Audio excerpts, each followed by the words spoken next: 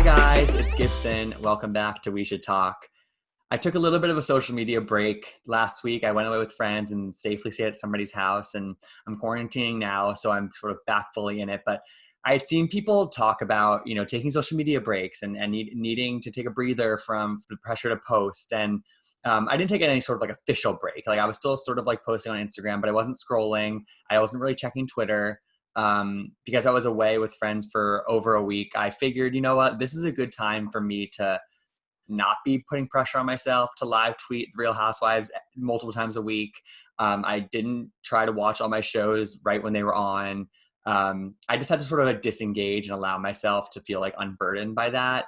Because social media can feel like a lot, it can be a lot of pressure, especially when there are people that are expecting you to do things. Like people on Twitter expect me to be tweeting about the Housewives multiple times a week, and that's fun and I love it, and I have no complaints about that, but sometimes it just gets to be a lot. And so going away gave me the perfect chance to just sort of like disengage for 1 week, and it felt really nice.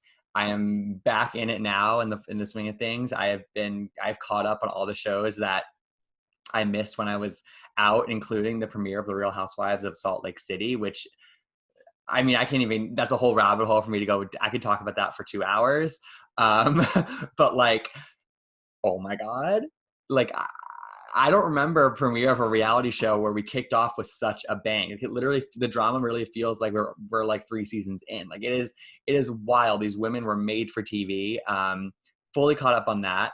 And so like it felt really nice to take social media breaks. So if you didn't see me tweeting, every night, that's why I just allowed myself to feel unburdened by that. And I really think that it helped replenish me energy wise and just sort of like commitment to that. But this week on the podcast, we're back in the swing of things, and we have the wonderful Kalen Allen on. I interviewed him about his rise to fame. He went viral several years ago for his Kalen Reacts videos.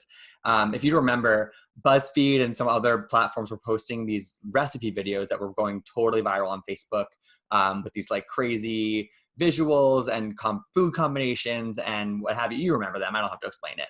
He would post his reactions to those wild recipes, and a couple of them fully took off, and they're effing hilarious. Like I know that my mom and I still quote one of them to this day. We loved them. And as she tends to do, Ellen reached out to Kalen after he went viral, and she wanted to connect. But instead of her usual, just like have a viral star on her show, talk about the viral video, maybe replicate that viral video and then leave, Ellen actually gave Kalen his own show, Kalen. And it's in its 4th season now. And so he's been around for 3 to 4 years now. He was totally thrust into like the Ellen industrial complex.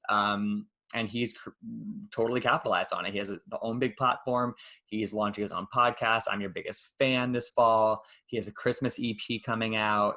He's really kind of like fully leaning into the whole thing. And we talked all about that, about his rise, about any struggles that he has faced since sort of like, again, being thrust into this whole thing.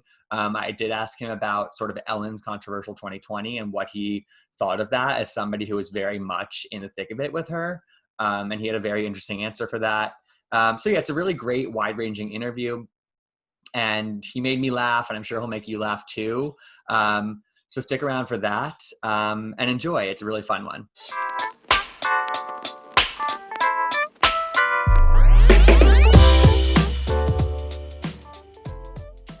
All right, so we are here with Kalen Allen. Kalen, how are you today? I am wonderful today. How are you?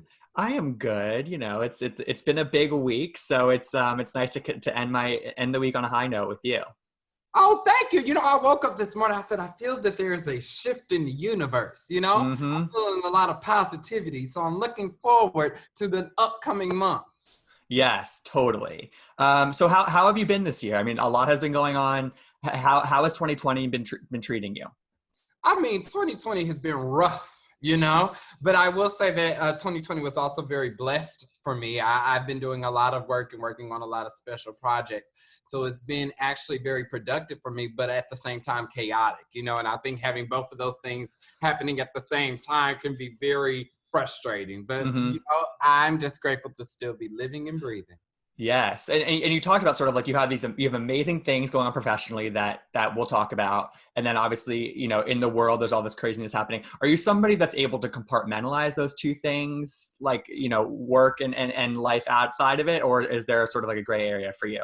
I think I was up until the pandemic. I think Mm, once everything started to happen, everything started to blend in together and it was kind of no escape. And I think that's what made it so chaotic and so hard because nothing was its own anymore. Everything was together, especially when it came to social justice and stuff like that. And so I hmm. think what I had to learn how to do was how to manage the stress a little bit better.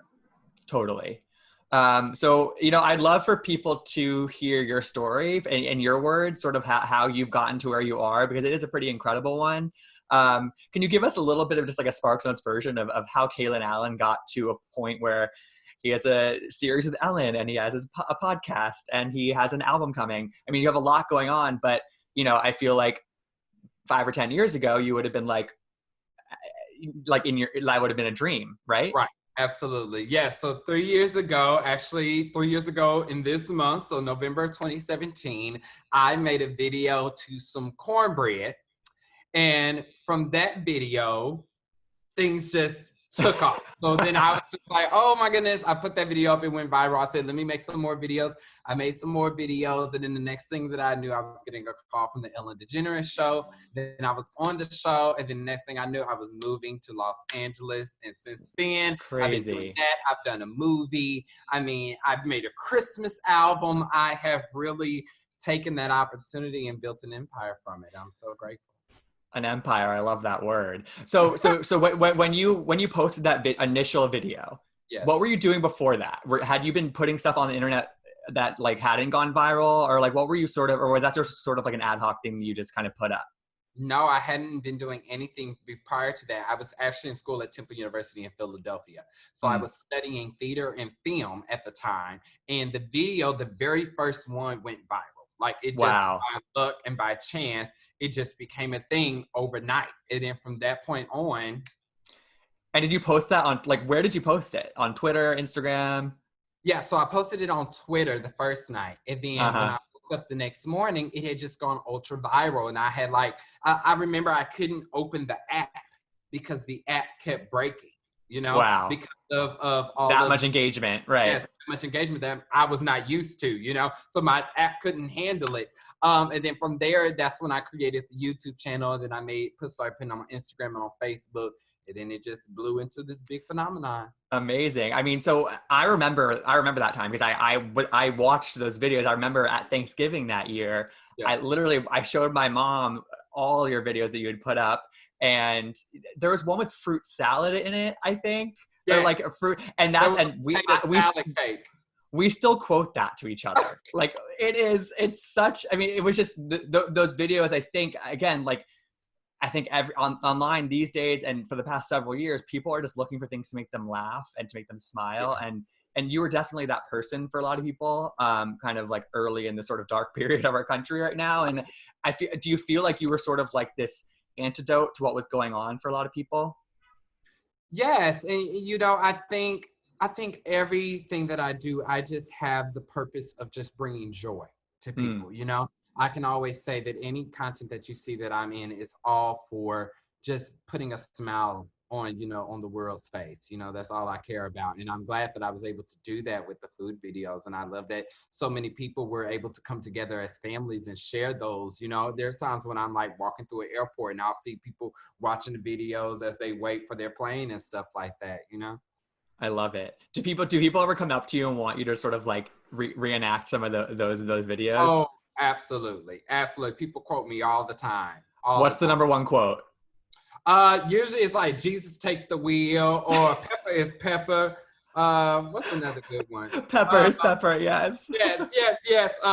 People love I think everyone's favorite videos are either the mac and cheese video or the potato salad cake. Oh my God, the potato salad cake was offensive. Yeah.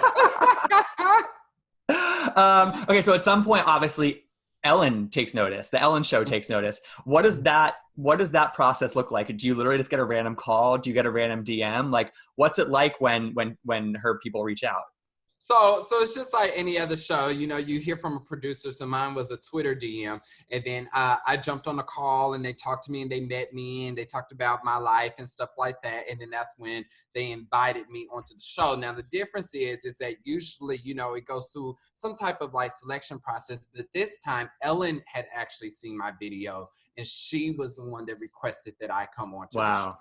And so then once I got there, I was expecting, you know, to come on like everybody else, give me a cute little check and go home. That was not the case here. This time I was offered a job at the show. And that's Wow. like, absolutely, let's do it.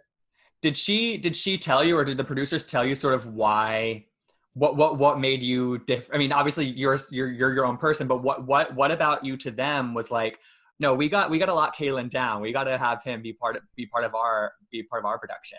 It was actually 100% her. It was, she told me that she just had a feeling. And I mean, I'm the first one that is an in-house resident talent. Right. You know, like we have Jeannie, but Jeannie's like the receptionist as well. Then we have Twitch, but Twitch is like the DJ as well. I'm the only in-house talent that is specifically just talent, you know? And so she just said that she had a feeling that it was what I was. You had it. You had it, baby. I guess. Whatever that is. I love it. Okay, so now you have OM Kalen, and it's in its fourth season, or it's going into its fourth season. For people that aren't aware, what is the premise of that series for you, and what if they were to look it up online, what would they see? Well, you know, it's changed so many times. Every season it like evolves, and now we have like a whole set and stuff like that. But basically, the way that we use on Kalen is basically as a variety show. You know, we use it to be able to entertain people every single Saturday morning, to give you some kind of content that will put a smile on your face. Kind of like, you know, as a kid when you grow up and there used to be like the Disney cartoons on Saturday mornings and stuff like that, and you watch it. That's basically the purpose of that. I love it. Yeah, definitely to just get people entertained on the weekends. And I feel like during your time at Ellen, you must have had some pretty, you know, dream-worthy interactions or run-ins with people. What are some of your favorite little stories from being around the Ellen show, and some of the, I mean, because she gets the best celebrities in there every week. I mean, there's a lot. I think now it's funny because now me and Kendall Jenner are on a first name basis. Anytime she comes to the show, like she says hi to me, comes up and talks to me. No way. And then, but I can definitely say three of my favorite moments. First is Mariah Carey, working with Mariah Carey. Second would be meeting Michelle Obama. But I think definitely my favorite experience at the show was meeting Oprah Winfrey, because Oprah was backstage and she had just finished taping something for a digital series. And I was just standing back there, and they literally just placed me in front of her, and she immediately just said, Kalen! Like, wasn't prepped, wasn't briefed, any of that. And that moment of knowing that she genuinely just knew who I was just really just fulfilled me with so much hope and joy. I mean, I would have dropped dead in that moment. I don't know how you. I don't know. Were you able to get words out? Like, because that's crazy. I was just so like emotionally drawn back. You know, like I just couldn't process what was happening. It was definitely, I put it at the top of my list. Oh my God. That's like the best of the best. You can't even get better. That's amazing. I love that. And then obviously, you know, you've had this amazing experience with Ellen, and she's had a tough year in 2020. And I'm just curious what you have, as somebody who's part of the production of Ellen, what's it been like just sort of watching, you know, because everyone goes through their bad news, their tough times. What's it been like just sort of watching her go through this and sort of like come out on the other side of it? You know, I think for me, especially because it's one thing to watch it, but it's another thing to also be in the conversations and being inside of it.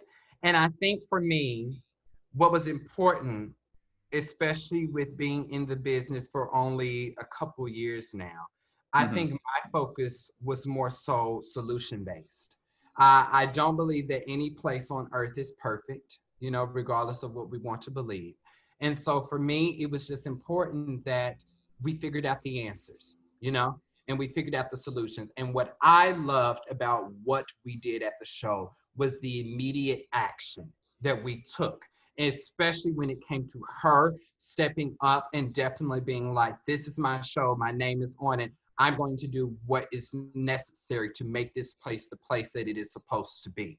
And so I think that that was very commendable for me. And I think that's why I wanted to stay, is because I was able to see that the people that are still there believed in the mission and the message of the show, and was willing to do what was necessary to make sure that we kept that integrity. And so I'm very proud to still work at the Ellen DeGeneres show. That's I mean, that's again, like I think that's really well said, and you, it sounds like you really were like, okay, the ball's in your court, and let's do it right, and that's really awesome. Yes, absolutely. So you obviously have a couple other really amazing things going on. That, I mean, it's a big fall for you. First of all, a Christmas, your first album is going to be a Christmas EP, right? Is that Yes, that's it is. I mean, that's a big statement right there. And hello, Mariah Carey, one of her first albums was a Christmas album, and she's talked about, especially in her book, like you mentioned, that a lot of people doubted her. A lot of people didn't want her to release a holiday album early on. So tell me about your decision to make this your first album. Well, I think it was definitely, I think I kind of took a lot of note from Mariah Carey. I think the thing that's very special about Mariah Carey's Christmas album, and this is why it was so successful, is because a lot of times when artists make Christmas albums or holiday albums in general, they treat it as a one-off. You know, they treat it as like, oh, this is just for fun, you know, to just give you something.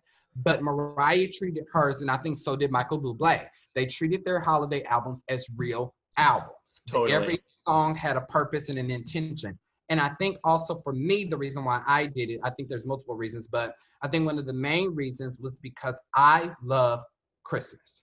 I love the holidays. I think that they are the only time out of the year, for every year of my life, that I have just been filled with so much joy and hope.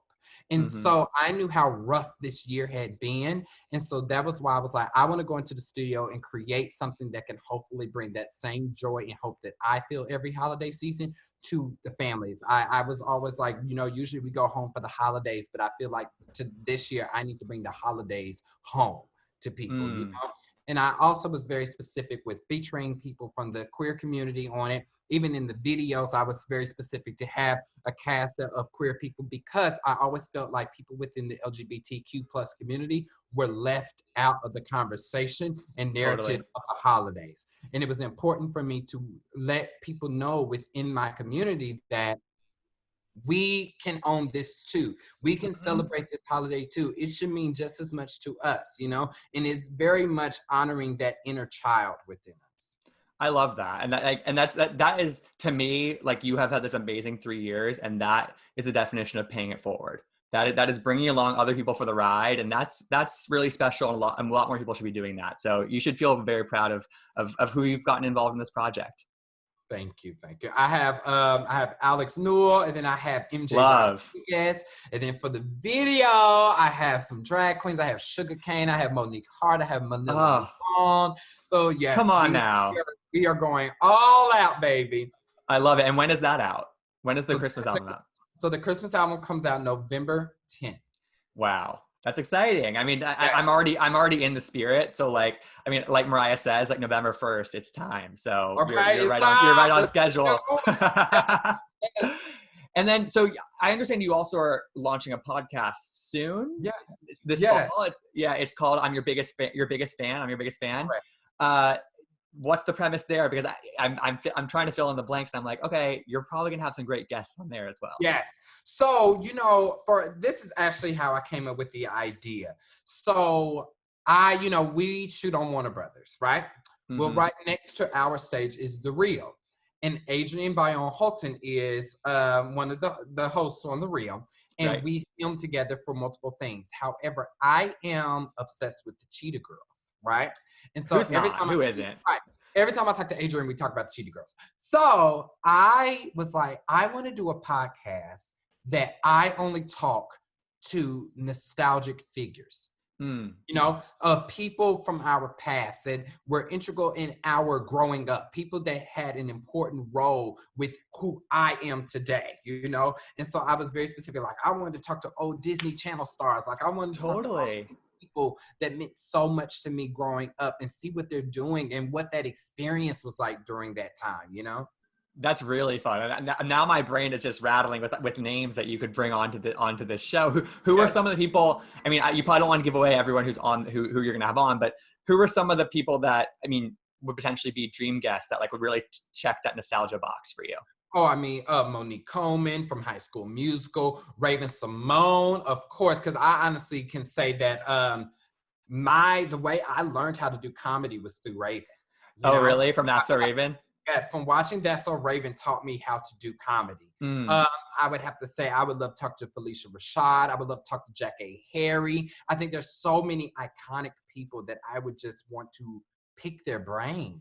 Mm-hmm. And also, like, there is this sort of thing where I feel like we think back to, obviously, and I'm sure you talk about these past moments with them 100%. That's what we want to kind of hear the stories from back in the day. But it's also like these people gave us so much, and especially when we were growing up and coming of age and learning about the world, and to check back in with them probably would feel really good to them as well. You know what I Right. mean? Yeah. And I mean, even in these conversations, it's like, I don't want to know just the good. I want to know the bad too. I Yeah. want to know what was hard, especially as child stars, and how did you overcome? How did you find a light through the tunnel? You know, especially when you think about like Demi Lovato and doing Camp Rock and stuff like that, and now Yeah. being a mega superstar like Selena Gomez. I want to know, what was it like transitioning into that?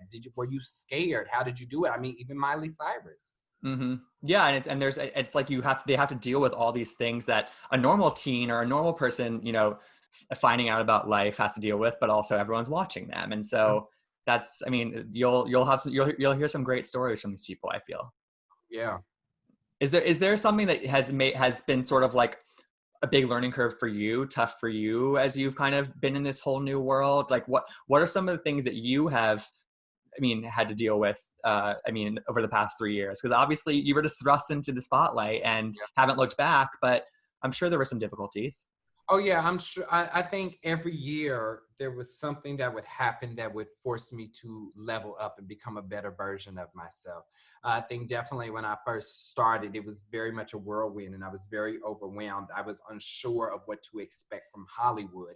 I was unsure of how the general public would receive me, or what pieces of me that they like and not like. You know, I struggled Mm-hmm. with figuring out what was my identity within the Hollywood space. I think most recently, the most difficult thing that I've had to understand was definitely during the whole Black Lives Matter protested, and me speaking out about that and taking a more political voice. I think Mm-hmm. people very much expected me to just entertain them and didn't really necessarily expect me to be college educated and to know what I was talking about. You know, I think when you're an entertainer, especially a comedic entertainer, a lot of people expect you to just be a monolith, and Mm-hmm. that's definitely not what I am. So from that, I really had to make a choice this past summer of like who I wanted to be and what I wanted my life to be. And to figure out, was the food videos the only thing that I wanted to do, or did I want to start branching out and being more versatile and finding new things to explore? And that felt like the right decision to me. And I can honestly say, since I have made that decision, and like I've said on Ellen's, that I lost a ton of followers, Mm-hmm. but I can honestly say that I've never been more happier with the content that I'm producing and that I'm giving out. And I think even the time, like, I hardly get any more bad comments. I think I've weeded out all those. I think people It's really amazing. accept me for who I am now. And I really appreciate that, because it really helps me to be able to continue to do what I need to do on a daily basis. Well, that's so important, because now that you said, if you want to enjoy my comedy, if you want to enjoy me making you laugh, you better respect my life, and you better respect so it's sort of like the people that are sticking around and standing behind you, Yes. that is what they're following in that path that you were leading. And that's so nice that you have to worry less about that now that you've like really taken a stand, because that's so important. And again, you should be proud of that, because again, now you have these people that you don't even have to question. They're following you, and there's a reason why. Amen for that. Well, Amen for Kalen, I think that's a really good place to end. And it was so nice to connect with you today. And you're just such a bright light for so many people. I can't wait for the podcast. I can't wait for the Christmas album. Where can people follow you if they want more from you? Yes, thank you so much, Gibson. This has absolutely been a joy. Anybody, you can follow me on all social platforms at the Kalen Allen. I make it very easy for you. Love that. Across all the platforms. We need to. Yeah, It's always confusing when people don't. All right. Well, Kaylin, thank you so much. Enjoy your weekend, and thank thanks you. again. Thank you. Yeah. Have a wonderful weekend. You too. Bye-bye. For more stories from In the Know, go to intheknow.com. You can also follow In the Know on Twitter, Instagram, and Facebook, and find me, Gibson Johns, on Instagram and Twitter at Gibsonoma. Thanks for listening, and we'll see you next time.